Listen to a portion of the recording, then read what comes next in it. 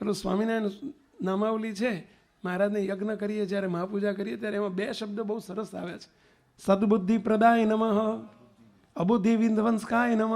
આ 2 શબ્દો આવે છે. સદબુદ્ધિ પ્રદાય નમઃ. હે મહારાજ, તમે સદબુદ્ધિના દેનારા પણ તમે છો. આજે અમે જે કંઈ ઠેકાણું રાખ્યું છે અમારું, એ સદબુદ્ધિ તમે આપો છો એટલે રહે છે. તમે જો આમ ચાવી ભરવી નાખો ને અબુદ્ધિ આપી દો ને તો જય સ્વામિનારાયણ. કુબુદ્ધિ ઉજાડે તો પતી ગયું.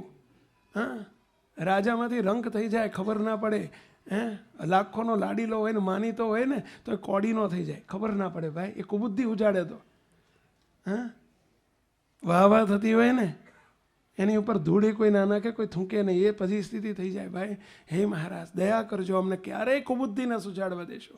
અને કુબુદ્ધિ, મોટામાં મોટી કુબુદ્ધિ કઈ તો હુંકાર, હું ને મારું, આ મોટામાં મોટી કુબુદ્ધિ છે. આ 3 શબ્દ કુબુદ્ધિના શબ્દો છે, માયાથી વેષ્ટિત છે. હું, મારું ને મેં, આ 3 શબ્દ માયા વેષ્ટિત શબ્દો છે. માયા વેષ્ટિત છે, સમજ્યા? હું, મારું ને મેં, બસ. હું કશું જ નથી, મારું કશું જ નથી, મેં, મારાથી કશું થાય નહીં. મેં કર્યું એ વિચાર જ નહીં કરવાનો. કોણે કર્યું? મહારાજે કર્યું. બસ કોનું છે? મહારાજનું છે. બસ મહારાજ, મહારાજ, મહારાજ. આપણી મૂડી જ મહારાજ છે ભાઈ. અને એના વગર સેન્ટર પોઈન્ટ છે મહારાજ તો આપણો. ભલે દુબળા વાણિયા ને અજમે હાથ, એવું કહે છે ને. એક વાણિયો હતો દુબળો, એને માથું દુખે તો કે લાવો અજમો, પેટમાં દુખે તો કે લાવો અજમો, ઝાડા થઈ જાય તો કે લાવો અજમો, ઝાડા બંધ કરવા હોય તો કે લાવો અજમો. અજમામાં ઘણા ગુણ છે હો. આ તમે તારે અખતરો કરજો. અજમો એટલે અજમો.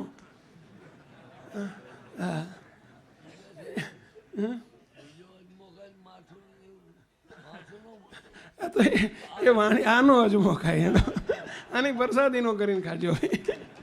એમ પણ દુબળા વાણિયાને અજમે હાથ, એમ કહેવું છે કે આપણે તો દુબળા વાણિયા જેવા છીએ પેલા. આપણે અજમે હાથ. કયો અજમો પેલા? આપણે આ અજમો આપણો. બસ મહારાજ, બસ મહારાજ.